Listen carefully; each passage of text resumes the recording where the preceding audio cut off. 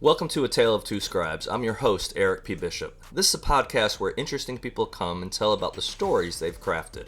As for myself, I'm an author. I've created novels, short stories, novellas, and even poetry. If you'd like to find out more about what I've done, please go to my website, ericpbishop.com. Thanks, and enjoy the journey. Welcome back to another episode of A Tale of Two Scribes. And tonight, I'm fortunate to be talking to Sara Burton. Hello, Sara. Hi, thank you for having me. You are my first romance novelist to talk to, so this should be super exciting. So I didn't know that. Yeah. I'm getting away from my writing world, which is the political thrillers, which who cares about politics and killing people and all? Whatever. We want to talk about love, maybe. Yeah, yeah. No, there's definitely a lot of love in my books. I think there needs to maybe if there was a little more out there in the world, we might not have this many problems as we have, or or maybe they'd be worse. I don't know, but Could go both ways. let's talk about your journey. So, your debut novel, Cherry Trail, came out in June of 2023. Let's Yep. talk about, and I know we're going to talk about how you're kind of reworking it now, but what was the process for you to get to that stage where you released it? So I woke up on a Sunday morning in January of 2023, and I had an idea that kind of popped into my head. And by the end of that day, I had written 10,000 words. Wow. And before that, I hadn't written anything for 10 years. So it was kind of a shock to my system. I think Mhm. my computer might have like, what are you doing to us right now? And then I finished it 30 days later at 200,000 words. Wow, I'm trying. I've off the top of my head, what's the most I've written in a month? It's definitely nowhere near that. So that's amazing. So let's before Yeah. why the 10-year gap? What happened during 10? Where was that mystery 10 years? What happened? So we're kind of unraveling that currently. I part of last year it was a very crazy year, but I ended up being diagnosed officially with bipolar disorder in Okay. August. It was never something that was off the table. It was kind of one of those, it runs in my family. There's always this possibility. But when I was first starting to exhibit more standard symptoms of it, I was young and it wasn't abnormal behavior for an 18-year-old or a 22-year-old. It was just kind of those things. So it didn't Right. really, I shouldn't say nobody caught it. I was in therapy at the time. I've been in therapy for 20 years, but um, I also didn't talk about things like I do now. So it was kind of that, how are they going to know if I'm not really sharing Right. everything? And there were some events that happened when I was like 22, 23, and I think a part of me just was like, we're going to shut stuff down. We're going to Mhm. calm down. Let's like refocus, recenter. And for somehow, some way, it's like I shut off that creative part of my brain. Hmm. And I did other stuff, but I just didn't write. And I don't know, I had this really uplifting conversation with my friend. It was the Friday before that Sunday. Hmm. And we just kind of were like, you know what? You're not dead in your 30s. Like I love being in my 30s. And we were just kind of like, you know what, we're not gonna let go of our dreams just because we're getting older and things are not as easy as when you didn't have as many responsibilities. So yeah, that's kind of what happened. And then it just all of a sudden, then it was just kind of like the dam broke and I wrote over 500,000 words last year. That's incredible. So yeah, it was a lot. That's good though. I mean, yeah, yeah, you're still making me go, what, man, what's the most I've written? See, I had a gap. So I started in 2000. I wrote in college. I wrote actually poetry in college. And then the first couple of years, I'm significantly older than you. I might not look it, but I You am don't. I uh, would, you don't. I'm 47, although I would hate to admit I'm 47. I don't act like I'm 47. I probably act like most boys act like they're 12, 13. So of course, our maturity level, we stop at about that point normally. But the gray hairs normally can give it away that I'm not 12 or 13 anymore. Um, But no, so I wrote the first couple years out of college, and then what I found for myself, and part of my story was I never finished anything. So I'd start writing something, whether it was a page or two, or whether it was 50 or 100 pages, and something would distract me, or I was moving around a lot at that time in life. I got married. A lot of things are happening, a lot of monumentous things. Had kids, 2007 was when my son was born. So I kept dabbling in writing, but never finishing anything. And then for a few years, I think I wrote hardly anything. And then my watershed moment was 2014. I was mid 30s.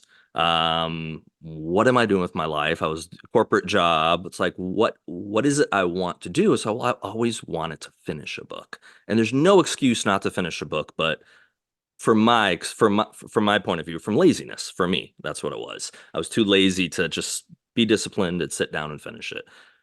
So I did. And I finished that first novel, and mine was less prolific. I started in, I think it was like June 21st, 2014, and I finished about 125,000 words by September 19th. So I was about 3 months. I wrote about 125,000 words, which to me was like It's a lot. insane. Yeah. And I had a full-time job at the time. I was married at the time, two little kids, and I did not let the writing interfere with life. So I wrote every night from around 10 o'clock at night till I couldn't go any longer. And sometimes it was never just midnight that first summer, but sometimes it was 1, 2, 3, 4 a.m. Like I do these marathon 7, 8,000 word sessions. And it was the dumbest thing. It was great because I finished my book, but it was dumb because from like a mental health standpoint, I got myself physically, even more than mental health, it was physically ill because I went a 3 month stretch where I would take the Sabbath off. I would take a Sunday off and just rest or watch TV in the evenings after everyone went to bed.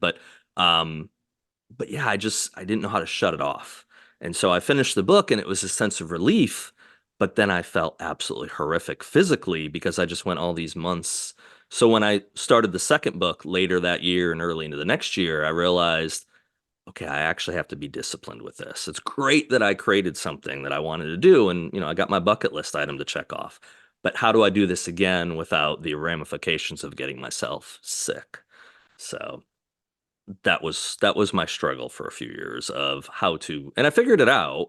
But it was a process to figure out how do I compartmentalize and say, okay, it's time for me. I would start at 10 still. I was still married at the time. And so I would start writing at 10 after everyone went to sleep. And I would write it up till midnight every night.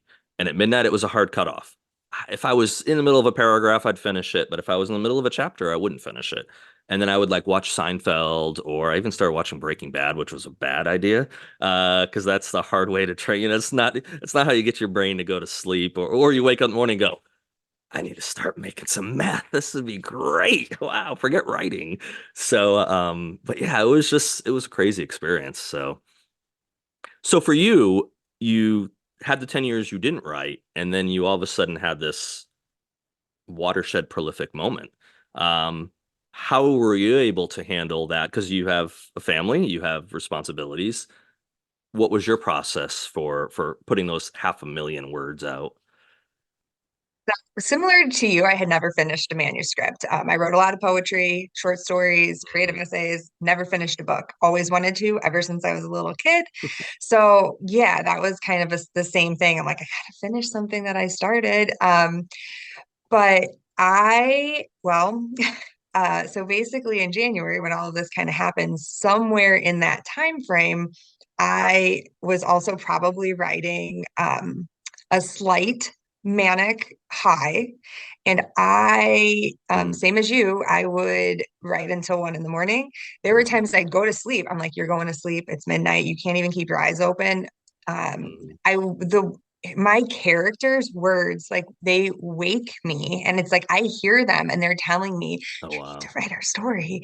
And that's, I describe it in one of my books. It's like, I mean, literally, and because somebody asked me once, they're like, do you see the words? And I was like, how does it come to you?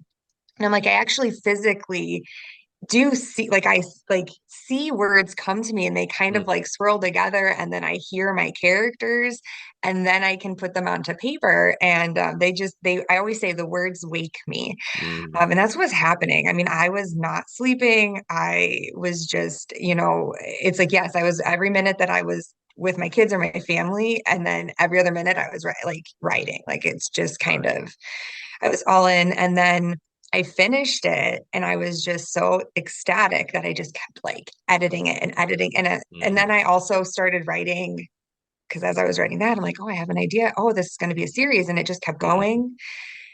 And then I got to a point where I'm like, I started to crash because I'm just like, this is not sustainable. yeah. And I did crash. Around August, like Okay. it just kind of all, but I didn't know what I was doing. So it's like, I was just so excited in June. I'm like, you know what? Put it out there. Put Like it out there. Yeah. KDP makes it easy. Yeah, Right. I had no idea. Hmm. But yeah, so that's how it started. Now I'm in a better place. Kind of like you, I found more of a balance, and Hmm. I've learned that it's okay to I story jump. So there's sometimes I'm working on something and and it's going really well. And I hit just that kind of like whether I hit, it's not really ever a block. I just kind of my mind starts to wander. And then I'm like, well, go Mm. edit this or go work on that. And it Yeah. refreshes. Reading's another one. If I'm really stuck, I'll just start reading somebody else's stories and Hmm. kind of try to like inspire myself to get back into my own. And I've found that balance. I try to go to bed on time.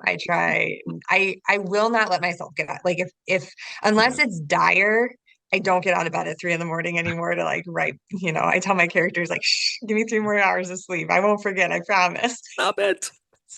Oh, I goodness. know. Did you think of, because you self-published the book in June, did you consider or did you look into trying to get an agent and go traditional, or was that even didn't even not matter to you?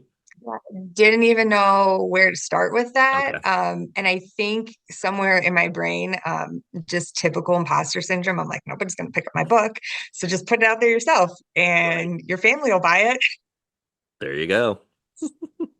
So, and even when I put it out, I think a part of me knew it wasn't going to be the end all be all. Like, I Yeah. think I knew, let's just get some feedback. And that is what I really wanted. I'm like, I Mhm. want people, I have a really awesome group of friends that do read my books first. Mhm. And I got their feedback, but I'm like, I'd love to get more feedback on it. Yeah. And again, I didn't have my writing community yet. So I had no Right. idea what I was even expecting when I put it out there. Yeah, and that's one thing we're going to dive into that here in a little while because that's such a it's actually a powerful force and you don't realize it. I didn't My story was a little different because I wrote that first novel in 2014 and I never considered self-publishing. I basically have my own imprint now. I got a publishing deal and that fell apart. That was an interesting experience. Um, but when I finished that first book, I just knew I need to get an agent. Okay, so I started Googling and I was done with the book. Then I started Googling, well, how do you get an agent? Oh, you write a query letter. Oh, this can't be that hard. I have this amazing book. They're going to shower you with money and fame and I mean, private islands and Ferraris and whatever else this us crazy writer brains can come up with that is far from what actually happens. So I started querying agents. And I got a couple good feedback early on, but the one thing that I got from this one particular agent said, "Where's your website? And contact me when you have 10,000 Twitter followers." So this was 2014, 15, somewhere in that range. And I was just like, it was 15, it was 2015. Because I was like, my first response, I think one of the agents actually engaged with me back and forth. They're like, well, where are you with social media? And I'm like, it's for suckers. Social media. That's a stupid. I dropped Facebook years ago. What are you talking about? MySpace. Come on, baby. No. I was like, oh my goodness, I need social media and I need a website. And then I think I started Twitter and I restarted back on Facebook and Instagram and everything in 2016, but started creating, a website and doing all that stuff. And that was the part that I never knew I needed and never expected. And then once it actually happened, then you're like, holy cow, writing is like a part of what you have to do. but Yeah. in some ways it becomes a small part, especially once you go down that path of whether you try to traditionally publish or even self-publish. Self-publishing then throws the whole other gamut of complications and responsibilities onto it. So, Yeah. Oh yeah. so you self-published it, and then as soon as after doing that, you then dived back into then writing the sequel, writing were you back into the Havenberg series at that point, or that world you created? Yeah. Okay. Yes. So I stuck to that one. I have, let's see, so book, so they're kind of, none of them are going to be, I shouldn't say that they're, I guess there's technically standalones. So there'll be references, there'll be things. But in terms of the second and the third book, you don't necessarily, maybe I'm trying to think if you'd really have to read them in order, but yeah, probably because, and again, I'm still working. Like the stories for the second and the third book are finished. They need so much work. I kind of just like got Yeah. all the ideas down, the like the skeleton, even the muscles are there, but it needs all of like the connective tissue, like all of the Mhm. rest of it. The organ, it's there. And then I kind of dabbled with like books 4 and 5 in that series, and then that brought us to around like the end of October. And I've had this story in my brain for years, and I Mhm. just never, like something just, it wasn't where it wasn't coming together. And I Yeah. just never really knew how to get it to where I needed it to be.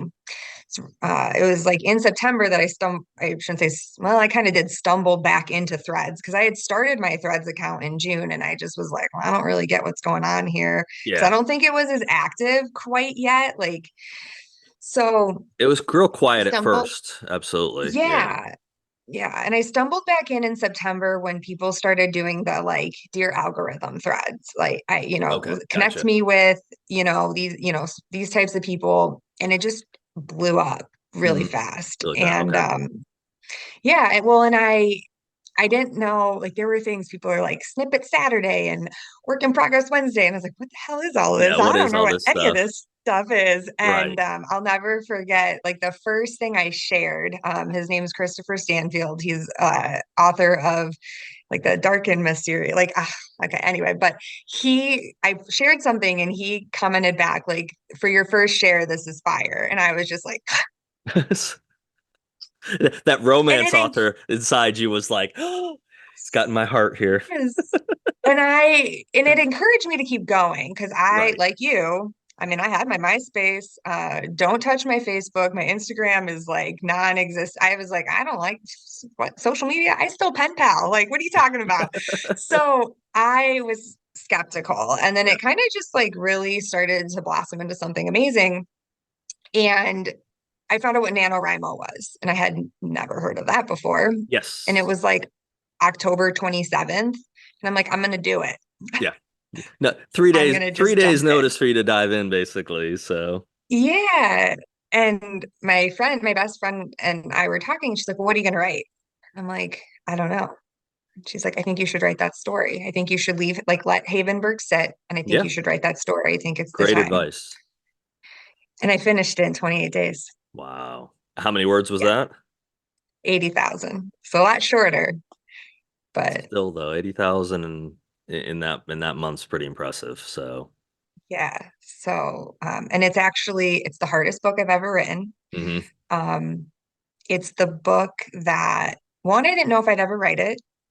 Then once I finished it, I didn't know that I'd ever share it. Yeah. And And it's still in the romance world. it is. Okay. All of my books are romance. It's funny because people who've read some of my books are like, ooh, we don't really know where to categorize this because they're not really modern, like modern romance. They're not necessarily contemporary romance. Hmm. The best thing that we've come up with is they're kind of a blend of romance and literary fiction with character studies. So Okay. we're trying. I don't know if you've ever read anything by Sally Rooney. Never heard. I even researched and said, okay, who's the biggest? Because I'm not a romance reader.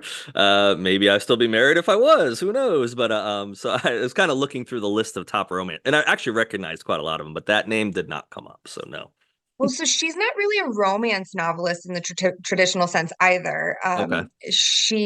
One of her most popular books is Normal People, and it was even made Hmm. into a little like show on Hulu. And what it really focuses on is the characters themselves, like the inner turmoil we all go through and Okay. then just kind of how does that play out in life? Yeah. And how can that Interesting. affect your relationships? So even though there's like romance going on in the background, it's really more about those characters.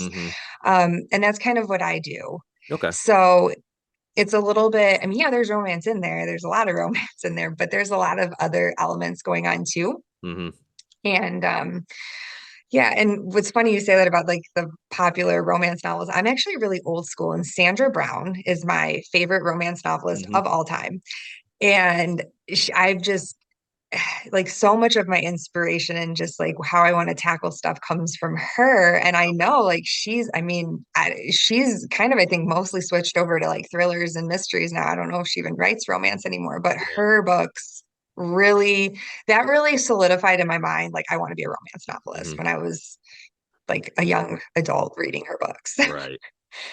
Well, and like you're talking, and just to circle back, like you're saying about the characters, to me, the genres don't matter as much because I think what people really want to connect with. I mean, they might want, an adventure. Yes, they want location. Sure. You're hard pressed to just tell a story that's inside a living room and have it, engage people.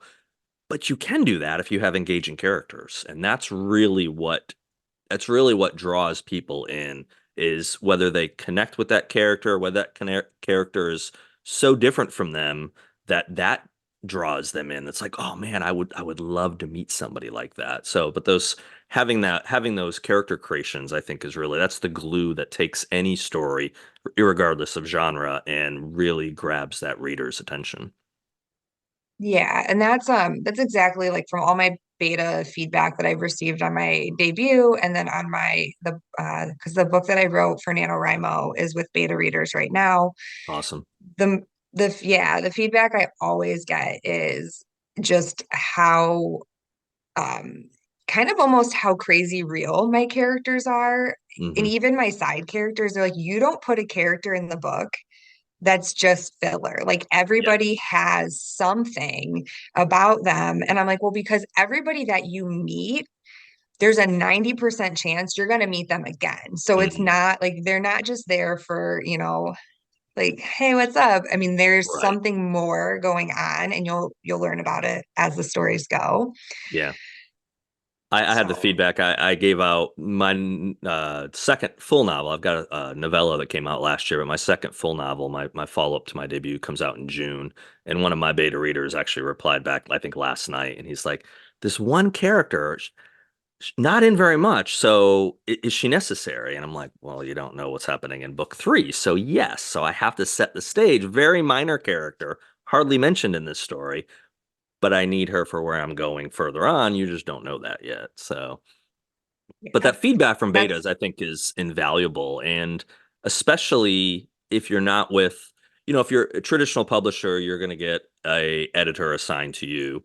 And normally, a lot of times, the agent actually is really is going to be that first person that probably gives you that feedback, yeah or no, if you're on the right path. But then once that editor gets that book, if there's any issues or whatever, they're going to really kind of tear into it. So for those of us that don't have agents or don't have a traditional publisher, I think beta readers, especially if you can find solid ones. One of the things I said with this, I sent out about 15 books, I guess, about a month and a half ago. And the folks I reached out to that were interested, that came to me, I said, look, just telling me this is a great story doesn't cut it. It is a great story, I think. However, my opinion is worthless because it matters what everybody else thinks. So if you really like it, that's great. But I still need you to try to tell me either if there's nothing wrong, good. Tell me though what works, what really draw you to it, because I want to see if I get kind of at least the majority of people to say something like that. But then also if something's not working, like this one person that reached out last night and said, "Well, this one character." It's the first person that mentioned that character, but it makes me automatically think, okay, am I making them seem one dimensional? Where I don't want that to be the case. So I'll go back through the next couple of weeks and read those chapters that character's in there to see, did I miss something? Or is that just, it's so subjective. Sometimes it's just one person's opinion. Um, And that's what I found too, especially with like when I was in the trenches of trying to get an agent years ago. I'd have one agent reply to me and be like, "Man, the dialogue on this book is fantastic, but the story's not that believable." And you're like, "Oh man," you're like so disheartened. And the next agent replies and it's like, "Man, great stories, so so, but the characters and the dialogue's great." And you're like, "Well, Joe Blow over there, who's got a bunch of New York Times bestsellers, just said the opposite." That's when you realize how subjective the business is. What one person loves, another person doesn't, and you gotta kind of find that happy middle ground with those voices that you start hearing from other what the people say. Yeah, oh yeah, 100%. I think that's I've talked about that a lot on some of my reels is just kind of trying to find your audience. And I know a Mhm. lot of writers get discouraged because, whether they get negative beta reader feedback, whether they already self-published and they're just not really like seeing it take off, they just, you stress to find your audience. And Yeah, I'm just a firm believer that you will, because I kind of like once I find somebody who really like their books speak to me, I'm like, I will read everything that you put out right. forever. Like it, That your ride you or die, find basically. Yeah. yeah, you find those people that, and I'm like, everybody, there's something out there for everybody. So trust me, like I try to encourage, again, in my Mhm. writers group or who people who come to me and they're like, oh, I'm just like really stressed about this. I'm like, I promise you, like you will find your audience and like we'll figure out how to best promote you so that you Mhm. are targeting the people. Because that's another hard thing. And I always talk about it, like writing the blurb or the synopsis, like terrified, run in the other direction. Like I don't I know know. how to tell you how I don't know what my book's about, how to explain it, I but just it's told the just story. hard. I can't take. How do I take 100,000 words and put it and literally put it into 500 words and then say, "Okay, that's what you're going to tell people the stories about." It's like, really? So And what's hard. crazy is when you're trying to get an agent, so the synopsis we have to write, like for with you coming out with your books, for me coming out with mine, we have to write a synopsis that a reader is going to be like, "I want to read that story." So you can't tell them everything, but you have to tell them enough to make them want to read everything. It's the opposite then for when you get an agent. You have to write a two-page synopsis for an agent, and it's like plain vanilla. It's almost an outline. It's not an outline, but it's like there's no mystery there. There's no, oh, and she fell for him and he looked wonderful and all that. Oh, no, no. It's like this person met that person killed that person deserved to die because of this. And you're just like, ugh, this is horrible. I gotta write 2 pages of this crap. So, ugh, it's such a hard process. And I, for you, for myself, for anyone that does it, kudos, because you Yeah. accomplish an amazing thing. Whether one person, your mom, or your husband, or your best friend, whether one person reads it, or you happen to be the 1% of 1%, and you get a million readers. Kudos. Yeah, and that's I actually got like a few days ago, one of my beta readers, and she hasn't given me her full like everything yet, but she reached out and she's like, I finished it. And she said, I've never connected to a book the way I've connected to yours. And I was like, that's all I need. Wow. Just that one. I'm like, Yeah. that's really like that's enough. Yep.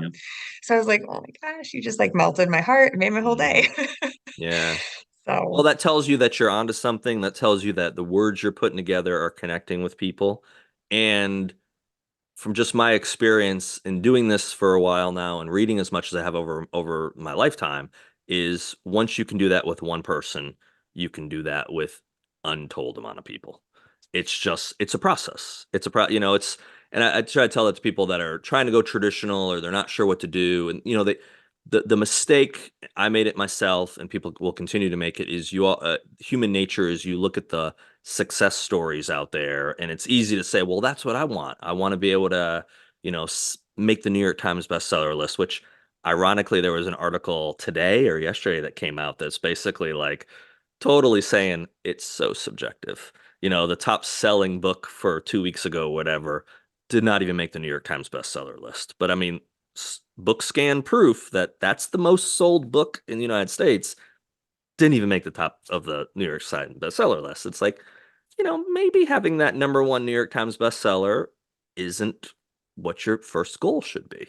Um, Write the best story you can, connect with people, and then all the rest of that will come. And if it doesn't come, that's okay too, though, if you're doing what you enjoy and doing what you love.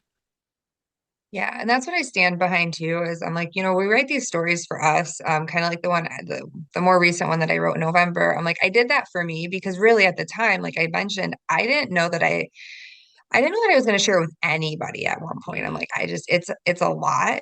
So I really wasn't sure. And again, I wrote it for me and I felt good after I did it. I was proud of myself. I'm like, I did it and it felt really great. And like, kind of what you mentioned with like the New York Times bestsellers. And I know again, like we're a little bit, our generation, when we were young, traditionally publishing, I mean, that was it. And I think that's Yeah. so ingrained in so many of us because we're like, well, that's how we get success. Like we Right. have to be traditionally published. Yep. And I read an article recently that said even traditionally published, authors sometimes only sell like 500 books and they're on the shelf somewhere, but it's like a really low number of what actually is sold. Hmm. And then I saw somebody who waited 13 years with her agent to get her book picked up, and I'm just like, this is so. And it's more the like. I think to your point is those aren't like well-known facts a lot of the times when we're sitting Right. here deciding what do we do.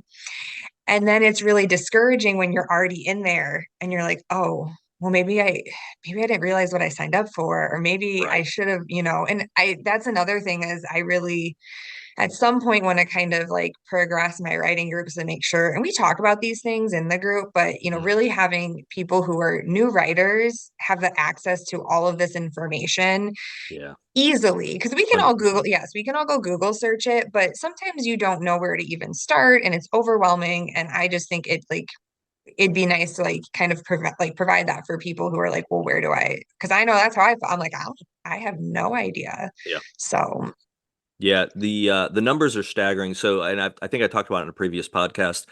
This was a couple years ago, but the numbers haven't changed dramatically. 10 books or less a year sell 1 million copies. 500 books or less a year sell 100,000 copies. On average, a traditionally published author will sell 500 copies of a book. A self-published author will be 50. Again, those are the averages for millions of books that come out, but it just shows you that, I think what it should show people, and it's not a negative. I try to tell people all the time, look, it's not a negative. Don't, because it's going to be a negative if you go, hey, I want the 7-figure book advance, or I want one of the names that popped up when I was researching romance novelists was Nicholas Sparks. I don't know if you've read any of The Notebook or, yeah, okay. All yep. right. It just, I've seen the movie. I've read the Notebook. Actually, I read the book. I've seen the movie. I've not, that's like the only one. And I read it only because, man, this was probably like 7, 8 years ago now. I was a couple houses ago. One of my neighbors used to live in Simpsonville, South Carolina, where Nicholas Sparks used to live. And so he actually knew Nicholas and he knew this. And he goes, have you ever heard the story of him? No, I don't know his story. So I went and actually Googled and researched his story. And, he's another one of those that has achieved this tremendous success, but he was trying to be traditionally published, which he obviously eventually did get traditionally published. The agent that offered him a deal, the person reached out to him and, said, hey, I've got your manuscript, I'd like to talk to you. And he's like, wait, what was your name again? And, the agent said the name again. He's like, I don't remember querying you. Oh, no, you didn't. You queried someone else in that agency who died and they inherited their slush pile. And so this agent got his manuscript. And Wow. so his question was, okay, well, how many books have you gotten published for people? Oh, I never have. So this agent had not gotten anyone a deal. And he ended up signing with this agent. And this agent not only got him a deal, but this agent got him a 7-figure movie deal, which, again, those don't happen very often. But as an encouragement to everyone, they can happen. You don't know what's going to happen. But if you don't finish your manuscript and if you don't put in the hard work, can guarantee you nothing will happen. That's the only guarantee you have. Nothing will happen if you don't finish what you started. And that's been my Yeah. mantra for years. I've tried to tell people. I can't promise you. I don't know what will happen with me. There's no crystal ball, and the crystal balls don't really work anyways. I don't think so. I think it's mumbo jumbo. But guess what? If you put in some hard work, anything really is possible. Oh yeah, that's 100%. And that's kind of what I just try to encourage, myself and everybody Yeah. else is, as long as we're, really pushing forward and yeah, not quitting, because that's the biggest thing. I was actually just talking to one of my friends right before this. Mhm. We're both Pisces and kind of it's like that escapism and we're just like, let it go. We're just gonna move on to the next thing because this is rough. And I'm like, we're not Right. doing that anymore. You and Yeah. me? No, we're not quitting. We are So pushing to the end. yes. The first editor I hired, probably about 4 or 5 years ago now, they asked me that they had one question to me. They said, "If I reply to you and tell you the manuscript is no good, will you stop writing or will you keep writing?" And I was like, well, first of all, it is good. So I'm not worried about that happening. And that was not arrogance. That was just, I knew it was good. I knew it. I'd written already, it wasn't my first book. So I knew what I was doing at that point, and I knew I had gotten onto something that needed to be told. But I said, yeah, if you shoot this thing down and I go through the publishing, process and it just gets denied, denied, denied, I'll keep writing for the rest of my life. And as long as my capacity is there, even if it's only my mom reading it. If it's only a couple friends reading it, I'll still keep doing it because it's what I was put on planet Earth to do. I would like it to be able to do it from Fiji, because hey, I'm not stupid. I'd much rather, do it on a private island. But if not, that's okay. I'll still do it from my living room. I'll do it from a coffee shop, wherever I am. I'll still keep writing, even if it's only just to kind of fill that void that all of us have, and that creative void that I think everyone, no matter whether they're a writer, an artist, builder, you got to have an outlet in life. And I think we're fortunate that our creative outlet is writing. And also we're fortunate that we're not giving up. We're actually doing what most people don't do, because most people will not finish that first manuscript.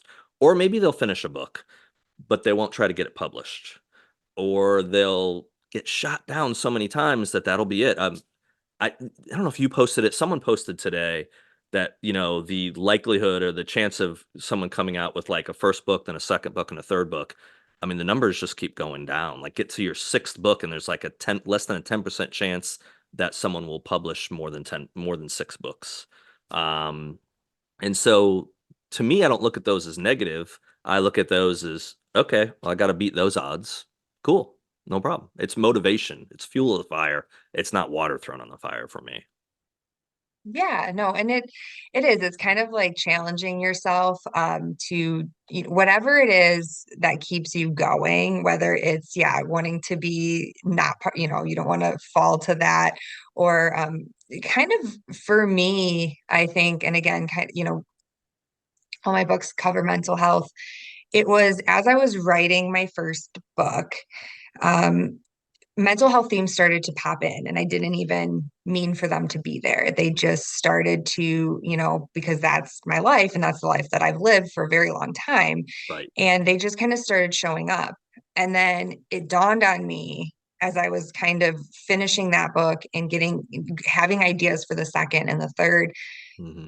I'm like, this is why I'm doing this. Hmm. Because I know growing up, there weren't books that talked about these things to the extent that I talk about them in my books. And I know for a fact, had I read something, I mean, really, like I read The Bell Jar, one of my favorite books, Sylvia Plath. Mm. If you've ever read it, it's not necessarily the best encouraging thing for mental health. I mean, you're just kind of like, oh my gosh, like we're all these people that just so they just shoved everybody away or Hmm. and even I read Prozac Nation by Elizabeth Wurtzel, Hmm. and it's a lot about how, okay, well, hey, now everybody knows that a lot of people are depressed or anxious, and we're just going to give you a pill for that, and everything's going to be okay. And we're just going to Right. deal out those happy pills. But nobody talks about those of us that are medication resistant. Nobody talks Hmm. about the fact that some medications, for me as a bipolar person, can skyrocket you clear Yeah. into oblivion. And those are things that I try to address. And it's Yeah. not just a matter of educating and trying to stop the stigma, it's also having people feel seen. And so once I got to that realization of this is why I'm doing it, I'm like, I can't give up Hmm. because I can't let that, I can't. Like, I have to. keep doing it. And again, one person connected. I've actually had even friends from high school that I've not talked to in years. And it wasn't about my Mhm. book. It was a reel that I posted recently. And they just were like, I am so proud of you for like Mhm. getting out there and saying these things. Mhm. And he said, he's like, I couldn't not respond. He's like, I know we haven't talked in forever, Right. but he was like, as somebody who now, since high school, has struggled with anxiety and depression and just finally was able to start talking about it, he's like, seeing you out Mhm. here doing this is like such an inspiration to me. Yeah. And I'm like, and this is why I will continue to do it, even though sometimes it's hard. Mhm. Well, you don't know who you're going to reach, and you don't know with. Yeah, I know you've talked about it. You've even mentioned some of your videos that I've seen. You're are you sharing too much? Are you oversharing?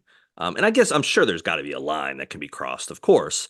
But I think as a general rule, sharing your story, sharing your experiences is going to encourage people out there that are might not have the same battles you're having or the same struggles, but something similar. And it absolutely can be like, hey, Sarah's going through this and she's talking about it and she's getting past it. She's working through it. She's, wearing it on her sleeve. That can encourage them to follow that same path or even just be more. And I think for like the mental health issue, because we have it not directly through me, but in our family, we have it. And yeah, it's always for years it's kind of like if you go back a couple generations, fathers never told their kids they loved them. It was not super common.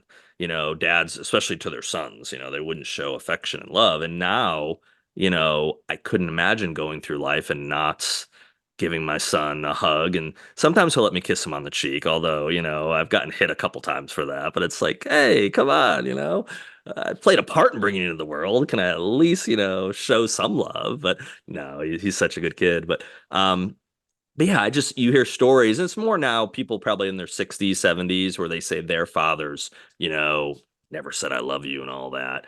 And it blows your mind. It blows your mind. And I mean, geez, you want to talk about mental health struggles. How did that affect that person years ago who was not shown love? Probably maybe might have showed love by mom, but if you're not getting shown love by dad, and there's not that, it's always different because moms are moms, and I totally get as a dad, I get that. Sometimes it's like, oh man, what in the world? But I have a mom too. I get that connection, but dads need to show that, and I think now our generations are seeing that a lot more. Which, kudos to the moms and dads for, showing their kids the love they should. But I can't believe how many people went through life not having that experience.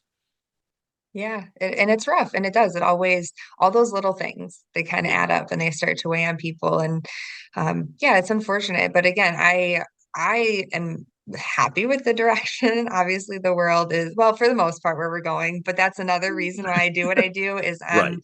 um I feel like us as writers, like we do have the voice to help really kind of progress things and Mhm. um you just kind of get people's stories out there. And that's another thing. I'm like, I've lived my life. I've experienced quite a few things. I have a lot of friends that have experienced things, and I try to include a lot of different takes on stuff in my writing because again, I can it's like you can put a lot of stuff out there and people can relate. But I also I'm like, just because this might not be my exact story, I can Mhm. still bring something that I've experienced through my friends and kind of make sure I reach other people and show that, it's not always this way and Right. just really blend everything together so people feel, seen and know that somebody's out, like, yeah, we're out there trying to Mhm. like make a difference. Well, I wonder, now that we're talking, I wonder if part of why you had your 10 years, you had your span of not writing. I think because I've said this before in talking to other people, for me, I wouldn't have been it wouldn't have been good to have my stuff out there in my early 20s. It took life experiences. It took for all the immaturity that I joked about earlier and that's there, it takes, maturity and a wealth of knowledge as you get older, as you go through, as you have kids or have relationships, divorce. I mean, you want to talk about something that's gonna affect. that's where I was actually didn't even get to that for early in the conversation of talking about like taking time off. I had a year and a half back in 1920 time period where I couldn't write. I tried to, but it was horrific stuff because I was venting the frustration of what was going on with my marriage falling apart and lawyers and what do you mean I can only see my kids, 10 days a month and just the difficulty of life that didn't transcend into stories very well. And it wasn't until I got past that and mentally was able to kind of heal that the stories became necessary again. And I could convey things in a mature way that wasn't like just I didn't keep any of it, put it that way. Yeah. I have a folder on my computer that's all old stories and stuff that maybe I'll revisit one day or maybe we'll look at one day. Those files just got deleted.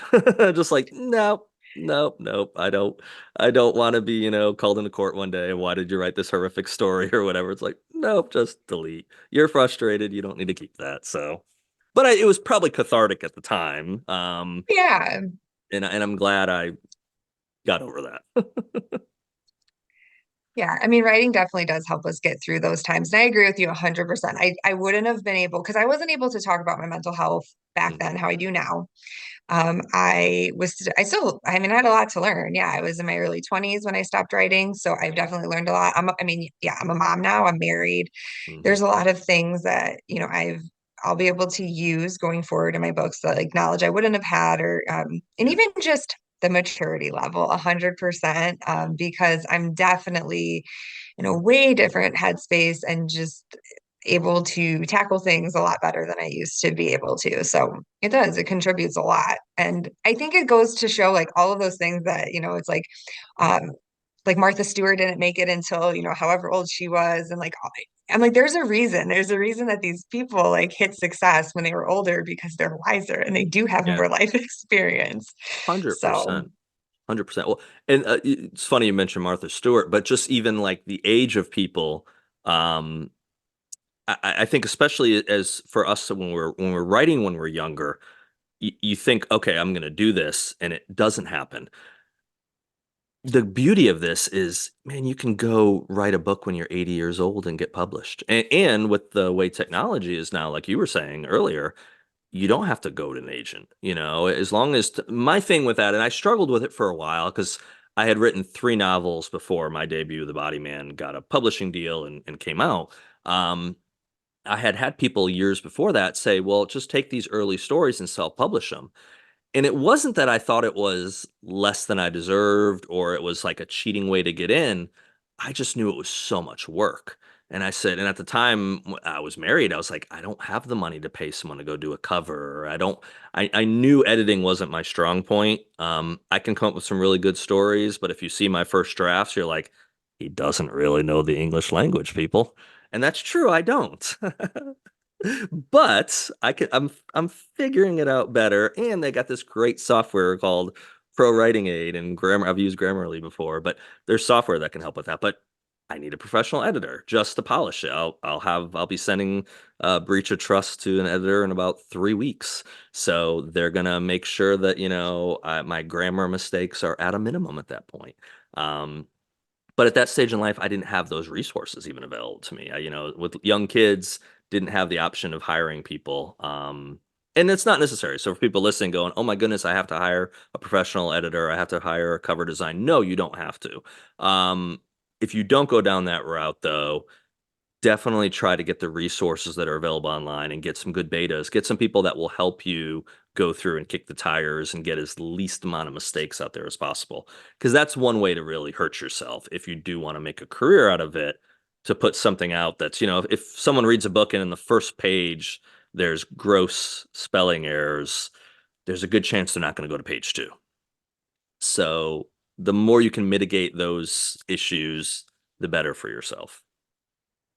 I know you just like stirred up so much stuff for me because like Oh no. one, no, not in a bad way, but just like one, the whole, yeah, like trying to put something out there and not having the resources to get the editor, the book cover Yeah. artist. And one of the things I really try to stress in like my writing group and my writing club is take advantage of the people here, not like take advantage of, but I mean, and I have a few people that I've literally told them from the beginning, I'm like, if you need help with anything, please, please, please, please let me know if I have the time to do it. And I preface it that if somebody reaches out, I'm like, how long is it? What do you need from me? Let me see if I can do it. I never want to promise you something I can't commit to, but I will help. Yeah. And I've helped a few people. They were stuck, whether they like, I had one, she's like, I have 3 scenes. This is where my book needs to go. I don't have anything else. And I ask certain questions. They type me something up, I read over it, and we were able to like piece together her entire book. It took like 4 hours Wow. back and forth, but we got there. And Sara Burton, book she's like, doctor. what do I owe you? And I'm like, you don't owe me anything. Like I really got enjoyment from it. And I was like, and yes, like I would love to be a writing coach one day. Hmm. But right now, I'm like, I still need experience. Yeah. So again, I've found we kind of do that swapping. Yeah. Like me and Beth, who runs my writing group with me, her and we've traded beta reads. I've edited for her just because I'm like I want to she's in the trenches, and I was like I want to see you get picked up, like I want this for you, so if I can give you a few days of my time, I will 100% do that. And then going into the having a gross negligence of editing errors with my first book, I was like, ew. That's why I pulled it, and it wasn't even the spelling errors, it was just I did not understand nuance. Hmm. So the amount that's in there, I mean, I know I told you it was 200,000 words. I've gotten it down to, we're actually at under 152 now. And it needed to happen so bad. And I did a lot of work. I converted the entire thing from first person to third person limited. So That's a big change. yeah. Wow. Um, so it's been through a lot, but yeah, I got to a point where the point where I pulled it because I was like, I'm not proud of this. Hmm. And if I continue to push it and then I try to publish something else, and maybe that something else is like actually really, really well put together, but this is my first, I'm like, I don't want that out there with my name Yeah, on it. So absolutely. yeah, but Um, Talk about threads. So you mentioned it before. Um, in going, is that where you focus most of your attention? Because I know you do post stuff out, like I'll see videos on Instagram, because I kind of bounce. I probably spend most time, honestly, on Twitter, X, whatever you want to call it, but maybe not anymore. But Instagram's so much more of just more of a visual. So I definitely pop in there and I'll post stuff on there, but I don't. Instagram's a hard one to spend a lot of time on unless you just are watching a bunch of the video reels or whatever. So normally I would say the combination would be either Threads or X, for kind of the words, reading people's posts and responding to them. So do you ignore, I think you mentioned earlier, pretty much stay off most of the other social channels and focus mainly on Threads? well, so Threads and Instagram would be the two that I put the most time into. Okay. I tried giving TikTok a try. I don't really, I don't know. And then I'm not I think saying we're it too doesn't old for work or that TikTok, so I know. I'm like, I'm sure maybe one day, but and even my Facebook, I haven't. I kind of feel bad. I've asked other authors, I'm like, should I like really have my Facebook going? And it's hard yeah. managing. So Oh yeah. to do all of it, and then so now back to Threads. Well, Threads, I'm very interactive. So Hmm. I'll find myself 3 hours later responding to, 57 people. And I'm like, oh, I didn't write. You didn't write, yeah. Where'd my day go? Right. And it's hard. So it's hard to balance that and but yes, I do spend a lot of time there. I've taken a step back the last couple of weeks. I've kind of tried to reel it in a little, not spend like I'll make a post, I'll engage, because that's also my thing. I've made posts that I'm like, heh, and then I come back and I have 87 comments. I'm like, okay, Wow. well, and this is me. I'm like, well, I got to respond to every 87. Like I'm going to do it because Right. that's just that's who I am. Yeah. So then, I'm sitting there kind of trying to keep up and make sure I didn't miss anybody. But I've told myself like, take a step back. Like everybody knows that you're going through because then again, that's the other benefit. I tell Mhm. people, hey, I'm not doing so hot. I don't know. I mean, I don't know how closely you follow. I know you're in my writing club, but I've adapted this like glitter fairy, and glitter is my word for kindness and Mm, encouragement. And I just kind of vomited all over everybody. And I've been a little bit less glittery the last few weeks, mhm. but I've told people, and You've been, yeah, everybody is you said that, yeah. yeah, so everybody's supportive, and I've realized like yeah, I mean Instagram likes to show you like oh hey, you've not engaged as many people in the last 2 weeks, and I'm like whatever. Yeah, We'll get there. I'll get back to it. But right. yeah, it's mostly threads and my Discord groups. I mean, I spend, Yeah. I try to talk to people in Discord, make sure that I'm cheering everybody on and we're all hitting our goals, and it's exciting. I think that's another thing, jumping in there when you're feeling kind of down and Hmm. seeing everybody just supporting each other really is a pick me up. Yeah. So it's nice to Well, be there too. you've done a great job with it. I've was definitely much more involved with it in February than I did with March. I'll get back in. I'm in that weird spot now of I'm writing something, I'm trying to write something else. Plus, I've now gotten back enough feedback for my release coming out that I've got to get to the editor in April that I can go back and start tweaking my June release. So I'm kind of like in that mode. And that's where I've just had to be really, and of course, here I am on a Monday night, I'm filming with That's you. So I'm normally filming, and I don't film any episodes if I've got my kids. I was years ago, I was involved in a podcast, and part of the struggle with that, I was going through a separation, so that was making it hard. And then also, it was starting to take away from time with my kids, which was just too precious to lose. So that's one of the reasons I stopped doing that podcast. And then when the opportunity opened up to start doing this one, um, the guy that runs the channel, he was like, because I was like, I don't want to interfere with family. And he's like, dude, you bring on anyone you want and you film it whenever you want. Just here's the resources, use them however you see fit. So fortunately I can, and I get to just make up that time of whenever I want to do it. So it doesn't interfere with the kids. But it's writing time. So it's time that I could be doing, and I enjoy this. This is to me I love connecting with writers. And part of what I want to do with this podcast, because I've met so many over the last several years, and I met, a lot of New York Times bestsellers and a lot of big name authors. And not saying I'll never have any of them on, but I want this ability to be able to have this podcast to bring on other people that are going through the journey like I am and other voices that might not get heard as much. Because, I think the big name people can go on any show or any podcast or get whatever they need in their publisher, and they have, a publicist that's going to line that up for them. Well, that's not what most people get to deal with. Most people have to do everything on their own. So those are the voices normally that interest me, because their journey and their struggle is something that's shared with so many people. And I think the great thing, like you're talking about with threads or with the Discord group that you have, is we have the ability to not only put our words out there, but we have the ability to encourage each other. And you don't know, like with you saying, are you oversharing or whatever? You don't know, Sarah, what words you're going to say that are going to resonate with someone. And it might not be today, it might not be tomorrow, but it might be down the line of something you said that they're like, wait, Sarah talked about that. And that's something that they're going through then, and that your words of encouragement, or even you're just talking about your struggles that aren't necessarily encouraging, but they're just, hey, this is what I'm going through. That connects with people. And you connect on that human relation note that we all have, and we get I don't know, we get overwhelmed, and then we also get the glitter of life. You're talking about the glitter fairy, the glory of what social media does. Most people, what do they put on social media? Hey, I went to a nice restaurant. Hey, I got myself a new house. Hey, look at this new clothes I got. People rarely put the crap of their life. They normally put all the good stuff.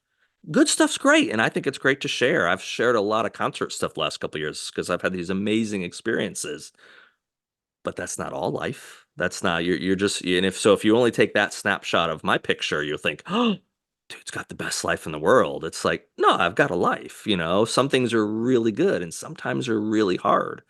So I think you got to find that balance of sharing, and I think people really resonate with that. So I applaud you for putting yourself out there, because I think that in the end is putting good out there that people are going to connect with. I hope so. And thank you. Yeah, I you're try welcome. hard to kind of keep up with it. And, just again, I said it from like pretty much the beginning of when I got on Threads. I think even my intro says like raw, unedited, mouth of a sailor. And I promised I would never sugarcoat or not be my authentic self. So you just get what you get. And I've had people say, kind of to your point, and it's nice because I have horrible imposter syndrome. I know all of us do. And Everyone there's times does. where I'm Yes. like, yeah. And I'm just like, why am I even, what am I even doing? Hmm. And then it'll be, that day or the day later that somebody will say, hey, not everybody comments and not everybody likes, but it doesn't mean that they didn't see your post. And it doesn't mean that it didn't affect them in a positive way. And I just Right. kind of try to keep thinking of that because I'm like, yeah, it's true. Because a lot of us don't want to, I can remember times I would never have commented on stuff because I'm like, oh no, I don't, go run Hmm. and hide. So yeah, I know that is true. And I try to just keep that in mind when I'm doubting. Yeah, absolutely you should. Well, I think too when you build up an audience and you build a group like you have of fellow thinkers and people that have a similar interest, I think it does almost flip then you in a way have a responsibility. Like if you were to just drop off and say, I'm not sharing anymore, I mean, which you have every right to do, but I think you're doing a disservice to what you've created and what people are, if they don't want to follow you, that's the beauty of social media. If they don't want to follow you, if they're like, oh my goodness, I don't care what Sarah has to say anymore, they don't have to. They can unfollow you. They can mute you. I I'm not admitting I've muted anyone on social media ever, but probably quite a lot actually. And that's the beauty of it. But what you end up doing is you find your tribe. You find the people that speak to you. You find like you're talking with writers. If you find a writer you connect with, it's why I had Adam Hamdy on for my first podcast guest. I connected with Adam years ago, and other authors had been very kind with me for sure. But Adam went that extra step, and someone that was successful in the business showed me this like, man, I care that you make it, and I care that you get to put your voice out there. That resonated to me on a level I just couldn't express, and I've now continued to have, even though I'm very much small potatoes. I've now built myself into a position where people are now coming to me with their books because you were talking a few minutes ago about helping other people. I've got two books, I'd say on my nightstand, but they're on my tablet.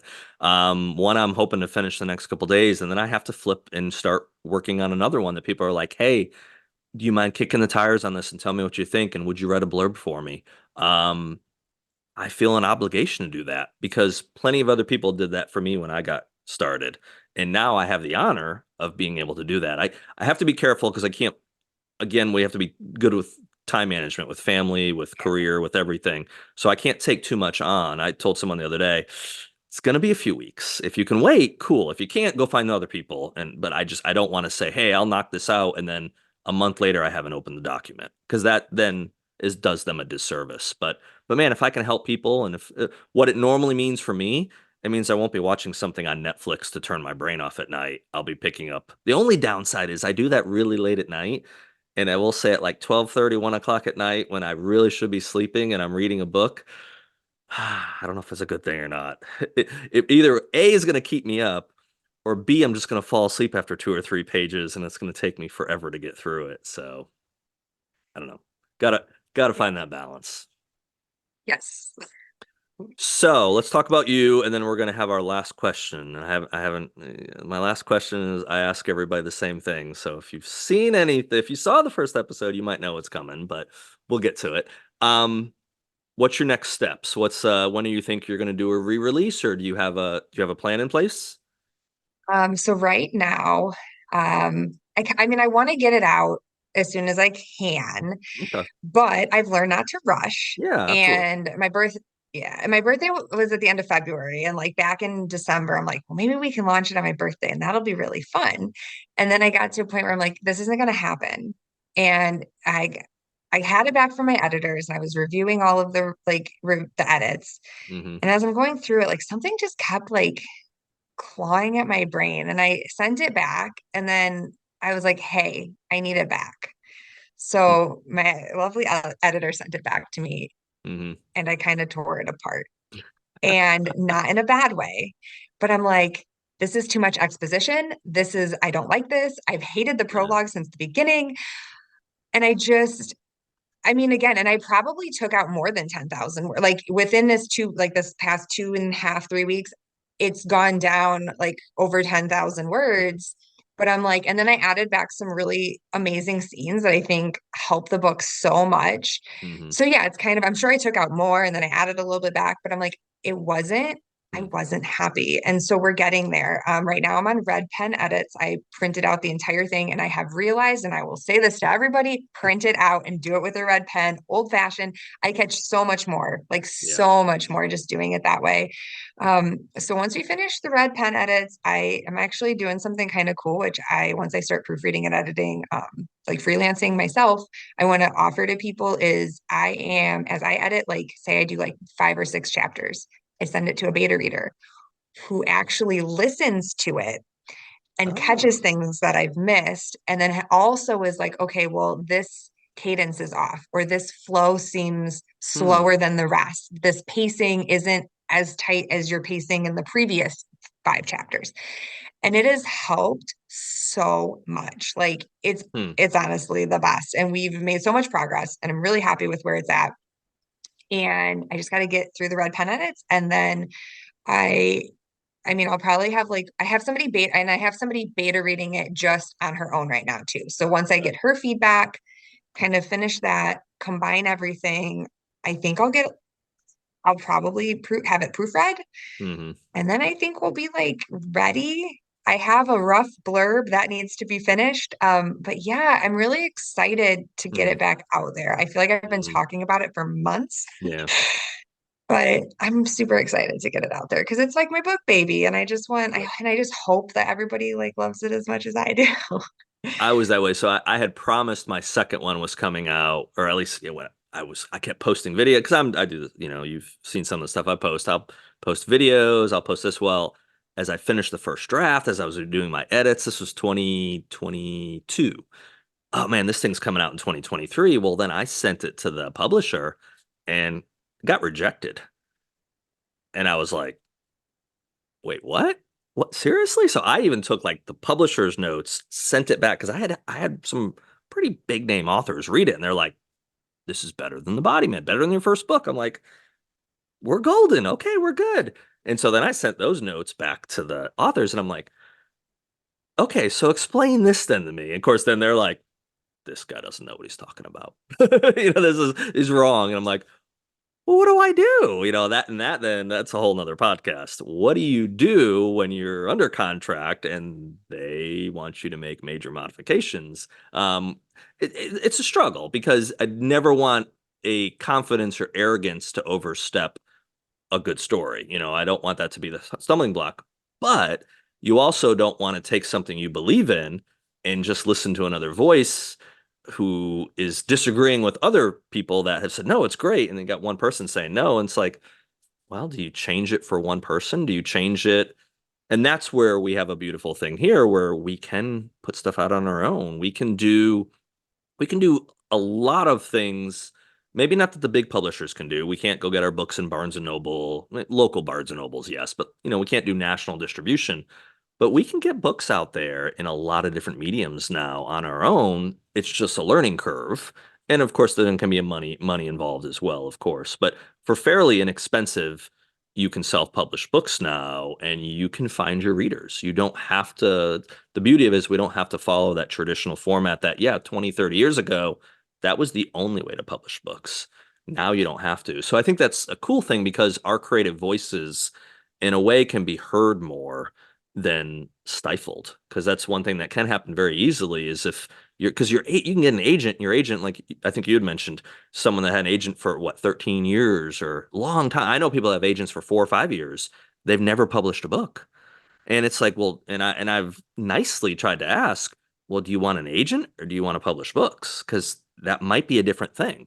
So that's where the beauty of the resources that are available to us, whether it's through Amazon or Draft to Digital or Ingram Spark, any of these other resources that are out there, is, you put out a great product, you can actually put it out yourself now. So it's a wonderful thing. It is. It is. And that's why I have people who really are like, you should traditionally publish the one that I wrote for NaNoWriMo. They just are like, that story Hmm. needs to be out there. And my concern is it might be a little much for the traditional publishing route. And the Mm. problem is to your point with it's not the confidence or the arrogance, because other books of mine, I would more than 100% take a ton of feedback on. This book in particular, not that I wouldn't take feedback, but I'm like, there are specific things I will not compromise on because Yeah. it's in there for a reason. Right. So that's where I struggle because I'm like, yeah, it's different. And it's not, one of the comments I got was, a beta reader told me, I've never read a book that I picked up off the shelf, well, really anywhere. She's like, that covers mental health and even physical health to the Mm. extent that you did in your novel. Wow. And that's not a bad thing. She's like, that's not a bad thing. But she's like, yeah, when you're trying to figure out where it fits, Yeah. where does it fit? So, Yeah. Well, and there could be a good advice to say maybe try traditional, but maybe keep the window short. Okay, I'll give this to mhm. agents and I'll get because you could sit there and try because with my debut, I tried for a year and a half, 2 years. And that was my fourth book I had written. So I was already from years of trying to query books of getting just discouraged, shot down. And it's finally that fourth book, but that fourth book didn't happen, in months. It was still years. So, and it's a hard thing to decide because we only have so many years available to us anyways. So, which leads us to our last question. We can still keep talking, but I'm going to ask my last question. I hope you'd agree with me that life is very much a book. You have a first page, you have a last page. Uh, in a way, the beauty of it is we don't know how many pages we're going to have, which can be a little scary, but clearly you're a writer. So you get to write your last page. Hopefully that won't happen for many, many, many decades. But so, Sarah Burton, what's that last page look like? Well, obviously, I would love to be a household name for the fact of as a mental health advocate, and whether I do that through fiction or however I kind of get there, that's kind of the point. I know I've mentioned this before. I've lost people. I'm an attempt survivor. I think it's really, really important. I'm going to get emotional to get that message out there. My other thing that I never want to let go of is the community that I've built because without my writing community, I wouldn't be where I am right. I mean, really, right now, I would not be where I'm at. And I would love, and again, this is like such a big, like if I could somehow with my peeps, and I have people in the background that we've got some ideas stirring, but figure out a way to successfully kind of maybe start our own publishing house and offer things that people, especially indie authors, really need. Hmm. And I mean, again, if we're getting a publishing house and it's big enough, it's not necessarily going to stay indie, but like offering those services to people at an affordable rate, just kind Yeah. of trying to really teach people. Like, I just want to give back as much as I've received from, Mhm. people like you who've been doing this and just everybody who's taught me something. I want to continue to do that. So, like, that's where I would love to see it. Like, have my writing group, have my writing club, and then have something other than me just giving my time and my input, like, have something that can really help people see those dreams come true. Cause that's like, again, and I've said this a million times, that's what we all want. We want our Yeah. dreams to just be there. So, Well, good for you. And you yeah. connect with me on that because I've got some ideas too, and I've got a similar thought process that I, I think more people want to go down that path, but they're afraid by how much work it is. And someone that's in the last year started, and again, when I say book imprint, I've started a legal entity, I've started, I had a logo created, I did all the correct steps. 1000%. It was a tremendous amount of work, and it kept me from writing significantly, probably for 6 months to get everything in place I needed to. But the positive is once you get those pieces in place, then you can do other ventures. Then you can bring people on under your imprint. You can help. And I look at it that way too for myself that in the last week, I probably had two or three people message me with questions on their going down their own path. Hey, what did you do for this? What did you do for that? I'm honored to be able to share what I got to do because ultimately someone else taught me or Google taught me or whatever, but I didn't create this process. I learned from someone else. And a lot of times you learn from other people's stumbles. So then I've stumbled and I've learned some lessons. So then I can tell the next person, hey, don't waste your time with this. If you're going to do this, buy the. I've even had that question with like software for formatting a book. Um, I didn't know where to go, what to do. So I reached out to two or three self-published authors I know, and I said, "Hey, what's the best thing this? Well, if you use Apple, this is what you want. If you have a MacBook, and if you don't have a MacBook and use traditional PC, this is the software you want." So I looked into those softwares, and sure enough, that is the easiest. Instead of paying someone $50 or $100 to format a book each time you want to book out, to me, it made sense to buy the software, which wasn't much more than that anyways, and I had the license for it for life. So I can go put my next 100 books out under that license. So it's those things you learn in the journey that, man, if you can help other people with that, um, there's a joy in that. There's a joy in this journey. And one of them, I think, is being able to see people because no one is a competitor. Um, we're in the same boat together. Sometimes we need buckets, and the more buckets we have, the better chance we have of not going under. So, man, get some more buckets to help, and let's all do this together. So, Yes, I agree. I've said that before too. I'm like, it's not, yeah, we're not each other's competition. We're, each other's like family. I mean, really, like we mhm. have to be there. And it's seeing those little things. Like just I I had I think in February at least three people finished their work in progress that they set out to finish. And I'm like, that made it worth it to me. Yeah, And that's again, like it was supposed to be a February only thing. right, And I was asked to keep it going. So we're going to keep going. awesome. So, Sarah, how do people find you? And where should they go when the time is right for the book to re-release? So it's Sarah Burton _ writes on Threads, Instagram, and TikTok, but I'm not there that much. And my website is just sarahburtonwrites.com. It's a little bit of a work in progress itself, but we're getting there. That's okay. And it for the debut, I'm gonna start off slow because I've learned, and I'm just Mhm. gonna probably do an Amazon release, so KDP like to start, and then we will go from there. We'll see how it goes, and yeah, but I'm excited. Very exciting. Well, folks, check out Sarah, check out her website, and you can check her out on Threads, and you can watch some of her videos on Instagram. Thank you, Sarah. You're welcome. Thanks for having me. You're welcome.